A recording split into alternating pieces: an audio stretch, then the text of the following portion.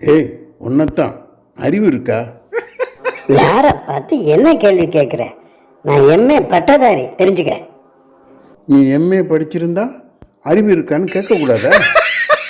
அதை எப்படா கேட்கலாம் ஒரு எம்ஏ பட்டதாரியை பார்த்து? அப்படித்தாண்டா கேட்பேன். அறிவு இருக்கா இல்லையா அதுக்கு போய் சொல்லு.